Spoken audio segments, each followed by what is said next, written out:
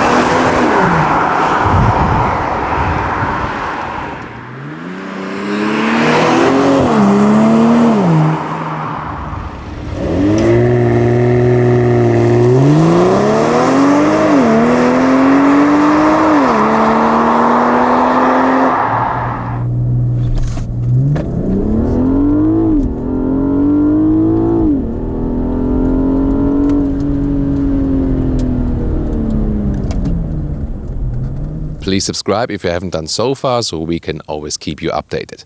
Here, the new 8 Series Gran Coupé. In the front, very strong appearance, wide double kidney. Here in this shadow black pack with all the black accentuations, all the vertical black front grille. Headlamps really horizontally drawn and come LED as standard. Optional with the laser light, you can see here also with those blue accentuations for a special high beam function and the really impressive daytime running light we can see here. This color here is called Frozen Brilliant White and it is a matte white color. So you can also hear how I feel it. 5 meters 08, 16 foot 8 or 200 inches is the length of the BMW 8 Series Gran Coupé.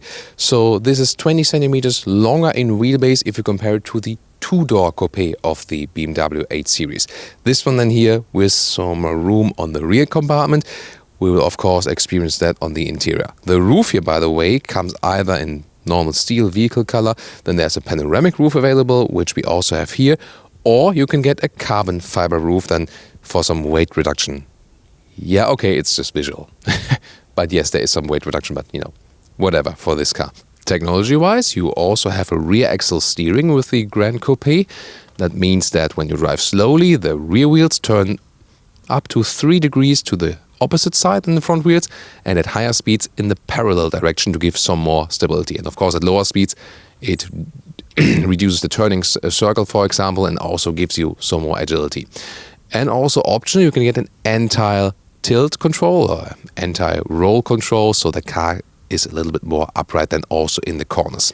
This is the engine you should actually go for. This is the base entry engine of the Gran Coupé.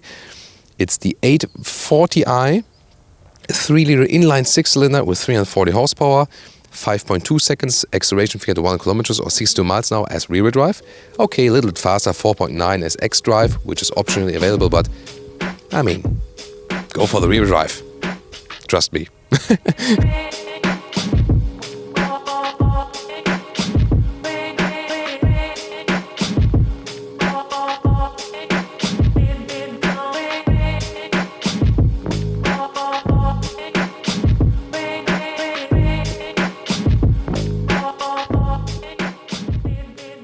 Keyless entry, when you put your finger on the outside, you close it, or your hand on the inside, and wow, this matte paint always feels so great.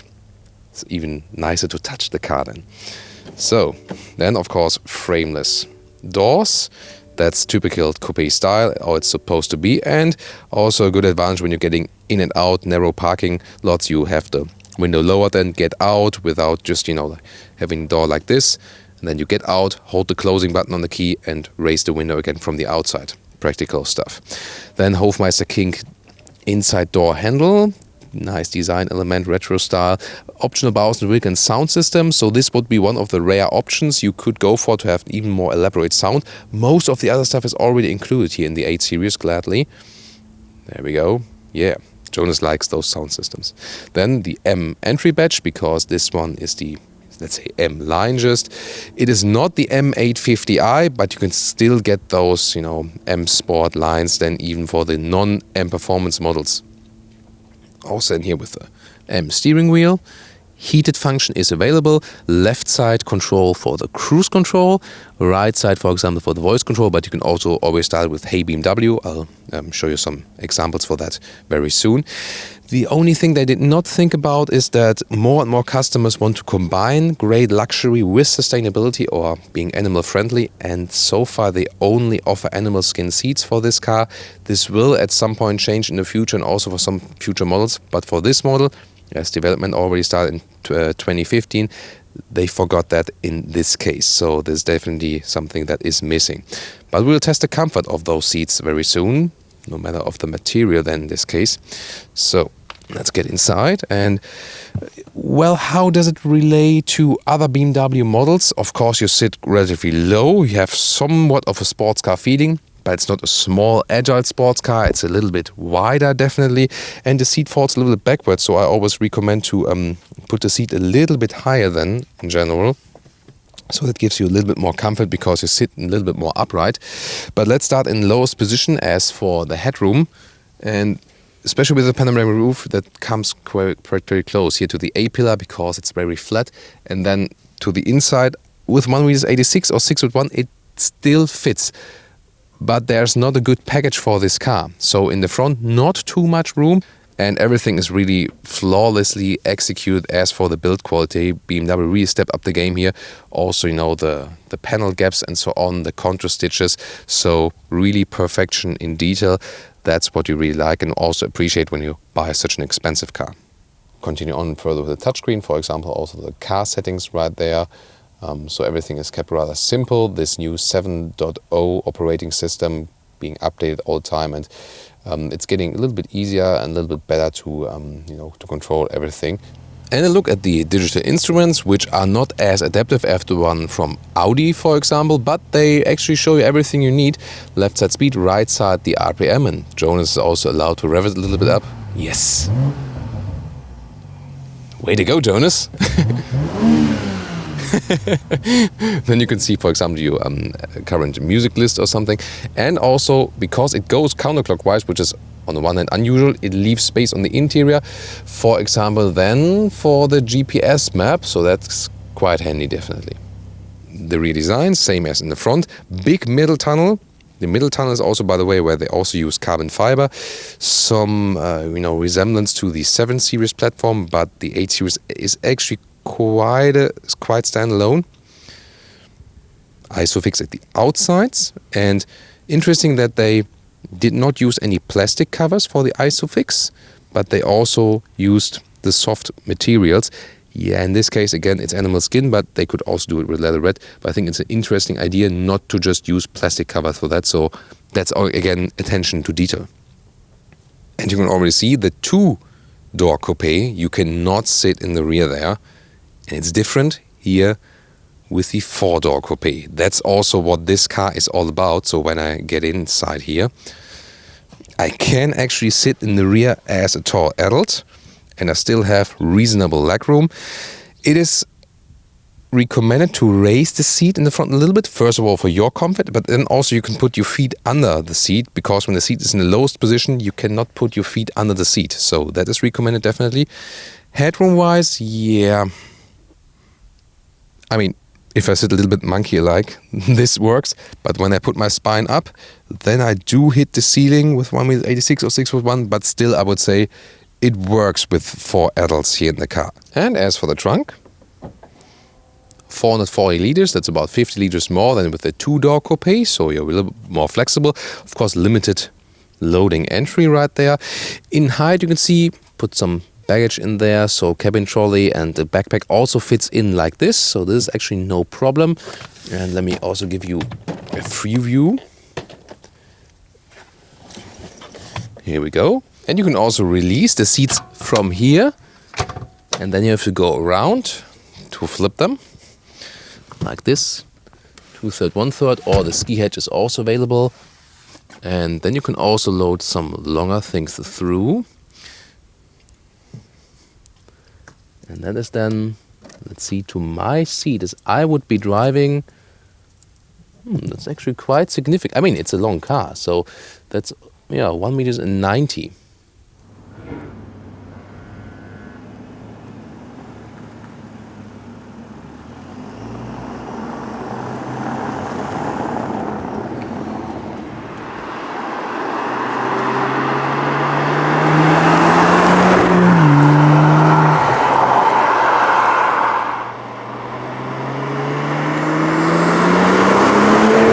So, we put in the sport mode and welcome to the driving part in an agile way with the new 8 Series Gran Coupé. So that's what we have been looking for. Yeah, really decent sounding from this inline 6-cylinder. We're also a little bit more out in the countryside now, where you can push it a little bit just more. And with a good and neutral handling. Now at the higher speeds, the rear axle steering is rather steering in a parallel direction to give me a little bit more stability. Yet again, I can just stress that the car feels really agile, although it has this long wheelbase. So you do not feel that it's that long. And also if you compare it, for example, to, let's say, equal big cars in BMW, thinking about a 5 Series or a 7 Series, this one definitely feels more agile and is a lot of fun to steer around. And if you ask me, did we have much more fun than in the convertible or in the Coupé with the 2 doors?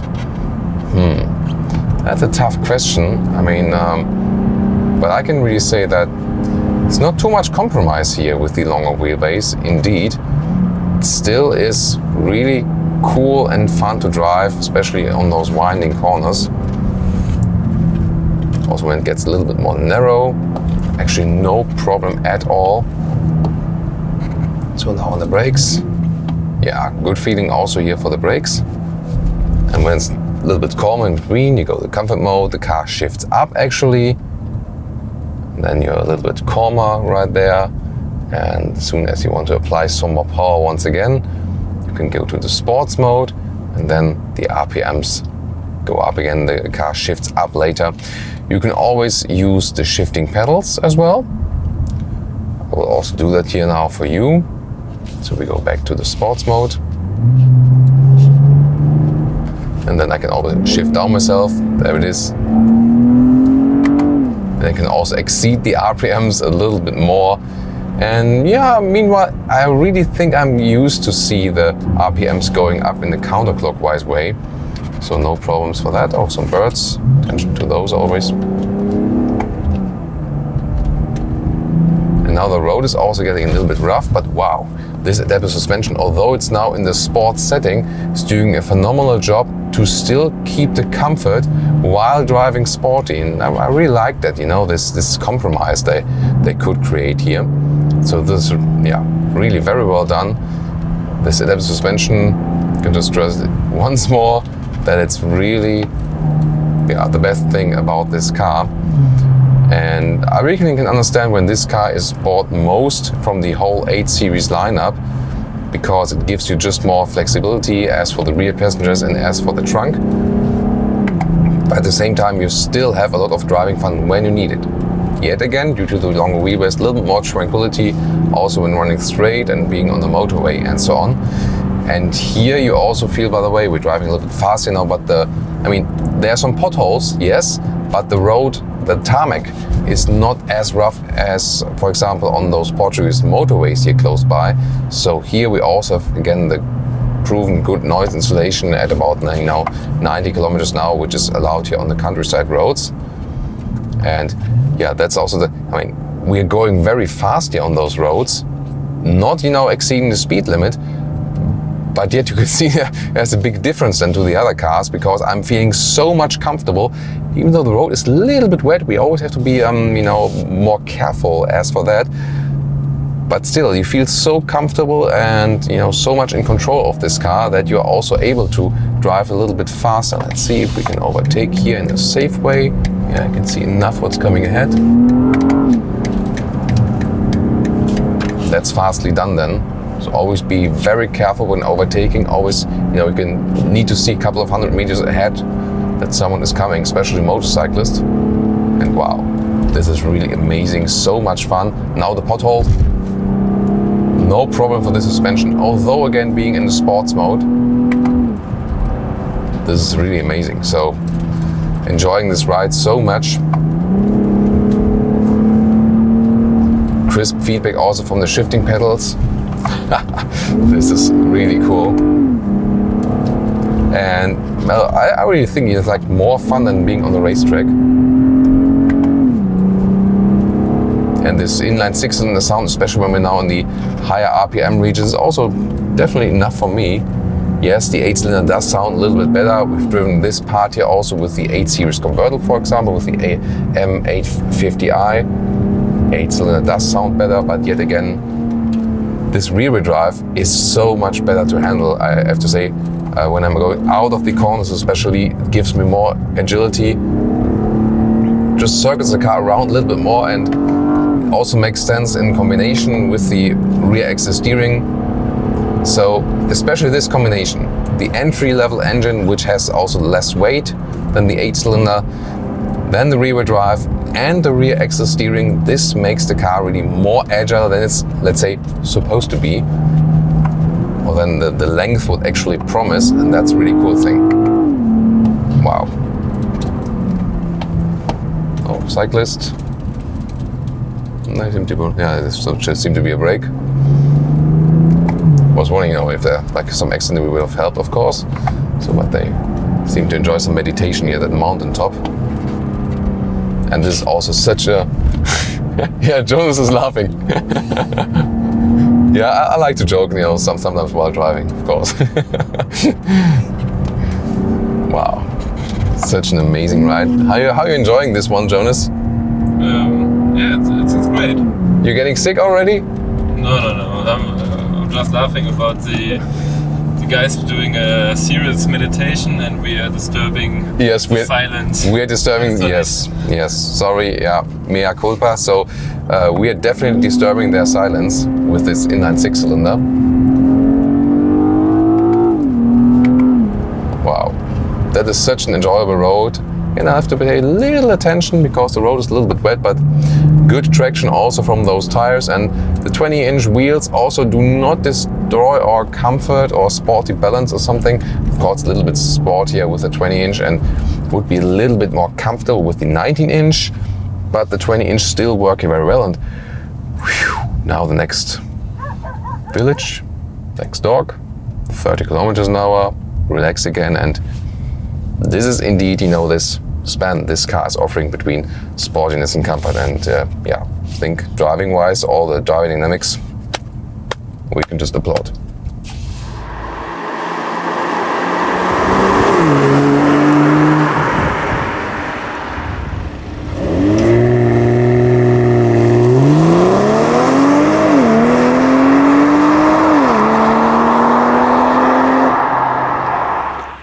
What a beautiful view here north of Portimao at the Algarve coast, and in the distance I can also see the racetrack. Yeah, what about our conclusion here for today with the 8 Series Gran Coupé? It will be the most significant of the 8 Series from the global sales worldwide, and I can also understand why, because it gives you still some everyday usability with this rear space you have there for the passengers and also for the trunk length. But still, as we've seen driving-wise, it is so much fun, so agile to drive, especially with the combination rear axle steering, then the rear-wheel drive in this entry-level engine, which you should definitely go for. The 6-cylinder is enough power-wise, also a little bit less in weight than the 8-cylinder for the weight balance. And again, this one available as rear-wheel drive only, and you could also enjoy that. That's the best then, because you can, get it out of the corners even a little bit better than. I was, really amazed by the fun driving experience, such a great handling for a rather long vehicle. So that was really a lot of fun, especially here up there in the winding roads. And the suspension is the best part of the car. This adaptive suspension they offer between comfort and sportiness, it offers everything. I really wonder how they could manage to do that. Also exterior wise, this 3/4 rear perspective is also a very interesting one, of course. I think really a great design object, so beautifully designed. That's also amazing, and in this matte white paint, also one of my favorites, or maybe a nice Thomas blue as always, of course. The interior design is also quite cool, definitely, but very voluminous as for the middle console, so that doesn't leave you too much space. So yes, the package is bad, so you don't have too much interior space considering the exterior length you do have, so have to think about that. Even though you do have more space than with a two-door coupe, obviously, you still don't have too much space on the interior overall. And I think the seating comfort is, yes, good, so to say, but not as good as it's supposed to be with this size of the car. So I think, for example, the seat ergonomics with the BMW Z4, maybe even a little bit better than here. So that's the same I experienced with the two-door coupe and the two-door convertible. Maybe it's just a personal thing, but I felt that a lot of other BMW cars are more comfortable actually, also from the base seating position, and I think they could maybe tweak a little bit as for that. And also, of course, the seating surfaces, they should also offer some animal skin alternatives as they do in their other models, because also this can, not only from conscious California car customers, also everyone else would not disagree with having more sustainable materials which are luxurious at the very same time. So yes, on the one hand it's a little bit of a dinosaur car, definitely, but on the other hand you can combine sportiness and comfort and this really sensual design with still a part of everyday usability and being able to use it as a primary vehicle and not having just a sports car and then just a usability car or something like that. And that's definitely a very interesting mix. So which one would you actually go for from the 8 Series lineup, and would you also take my advice to go for the base 6-cylinder engine with the rear-wheel drive? Then please leave us that in the comments. Let's discuss this 8 Series Gran Coupé, and please also tune into more 8 Series reviews, also to the competitors of that one. If you think about an Audi A7 for example, or the Mercedes CLS, we get all of those reviews on Autogefühl. Just always use the YouTube search, Autogefühl, Mercedes CLS, for example, to find those reviews. Thanks again for tuning in today. See you next time.